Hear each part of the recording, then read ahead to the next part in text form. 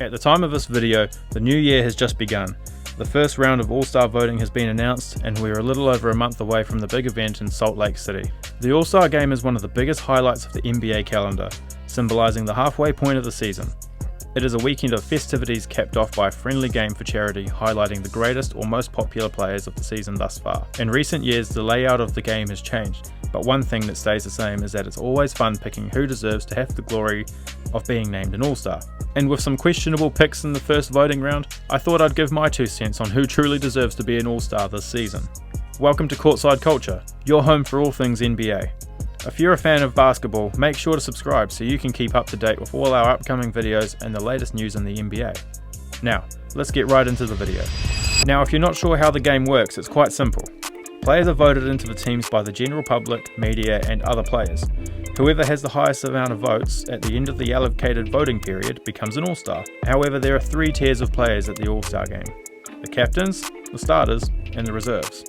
The captain is the player with the most votes from either conference. They tend to be a generational talent with a cult following and are easily a top 5 player in the league at the time. There have only been 4 players to become a captain since the format changed back in 2018. LeBron James, Giannis, Steph, and KD. A captain not only leads the team, but they also get to choose who they want for the rest of their roster. This brings me to the next group of the players: starters. The starters are the 2nd to 5th most voted players in either conference. They are players who are putting up incredible numbers and would be known as the face or driving force for their franchise. Past examples of this would be Nikola Jokic, Luka Doncic, James Harden, Anthony Davis, and Jason Tatum. All fantastic players who really deserve to be shown in the spotlight, but it would be insane to expect them to play the full 48 with no rest, and there is still plenty of talent around the league to show off.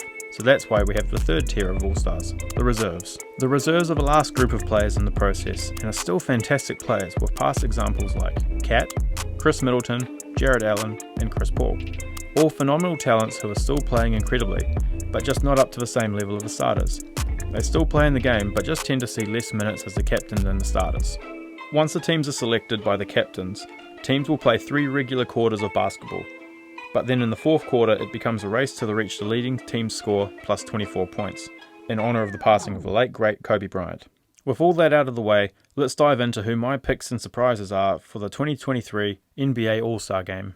Like I've said earlier, these players need to be a generational talent, someone whose skill and talent outweighs anyone else, and I've narrowed it down to 2 players in each conference.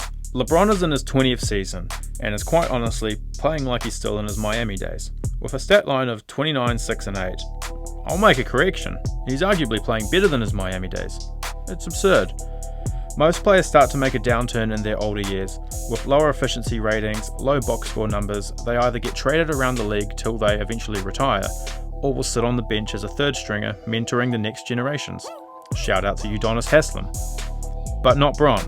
He's somehow found the fountain of youth, and it genuinely doesn't look like his performance is slowing down anytime soon. Despite being in vain on a sinking Lakers team, his numbers and following will most likely make him a captain for the 5th year running. Now, while Luka doesn't have the 20 seasons of fame and success that LeBron has, he has done a fantastic job cementing himself as a generational talent and one of, if not the best player under 25. He is playing thermonuclear and is single-handedly carrying the Mavs into the 4th seed midway through the season with a record of 22-16 and only 2.5 games behind first.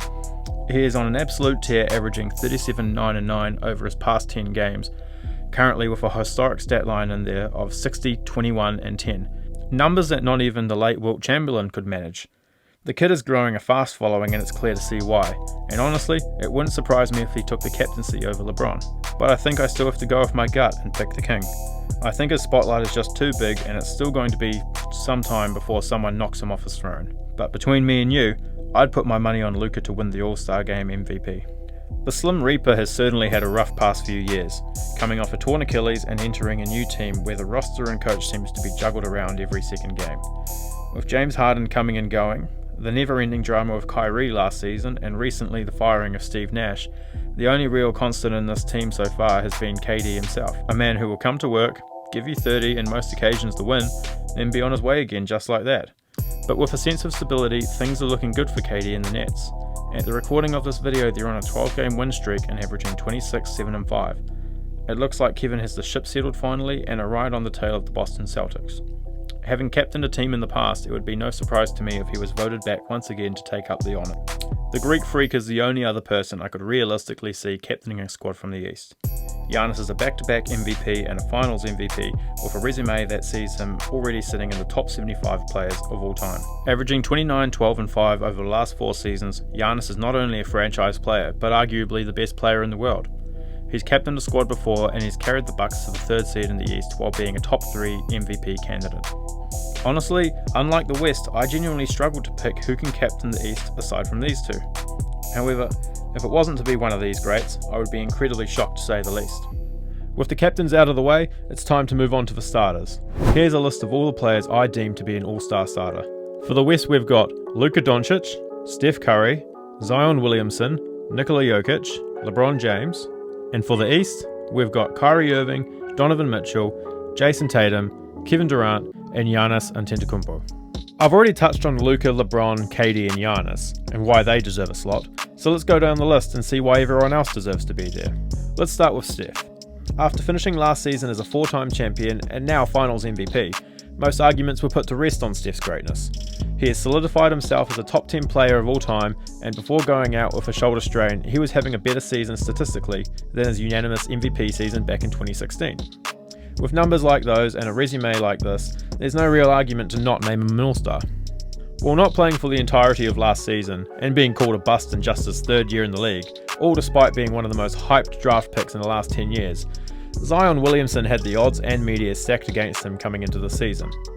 Weight was always a major concern for the Pelicans forward, but after slimming down to 284 pounds from a suspected 300 plus, he's been an incredible asset to the Pelicans, leading them to the 3rd seed only half a game behind the Nuggets, while putting up 26, 7 and 4.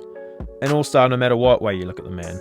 Winning an MVP award is an incredible feat, and winning back-to-back ones is even more impressive, only being done by 13 players. And Nikola Jokic is one of those remarkable players. He is the best offensive centre in the league right now. Coming off one of the most efficient scoring seasons in NBA history, you'd suspect he'd fall victim to voter fatigue, but that's not the case. He is right back in the MVP discussions this year after leading a recovering Nuggets team to the 1st seed and averaging a near triple-double on 25, 10 and 9. All-star numbers. Kyrie Irving. A name that no matter where it goes, controversy seems to follow. Arguably one of the most polarizing players in the league, and no matter who you ask, they seem to either love him or hate him. No in between.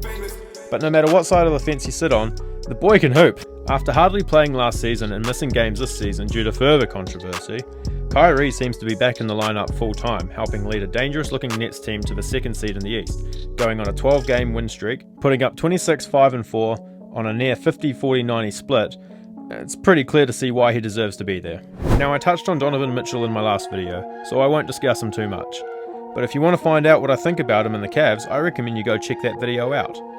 But I'll keep this short and sweet. A 71-point game, the Cavs are the 4th seed, and he's doing 29 points per game.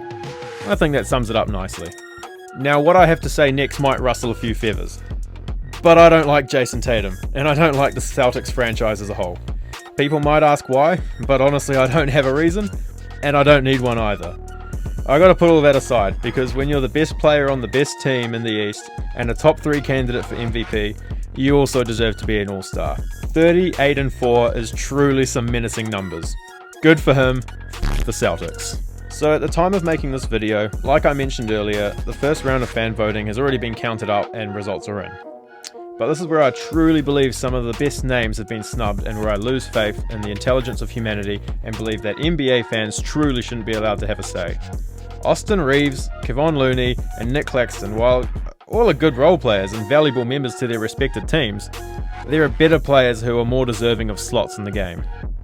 In no particular order, here are the last handful of players I deem worthy to play in this year's All-Star game. In the West, we've got Paul George, Larry McCannon, Anthony Edwards, Ja Morant, Shai Gilgeous-Alexander, Damian Lillard, De'Aaron Fox, and Domantas Sabonis. Now in the East, we've got Pascal Siakam, Jimmy Butler, Kyle Kuzma, Paolo Banchero, James Harden, Tyrese Halliburton, Jaylen Brown, DeMar DeRozan, and Darius Garland.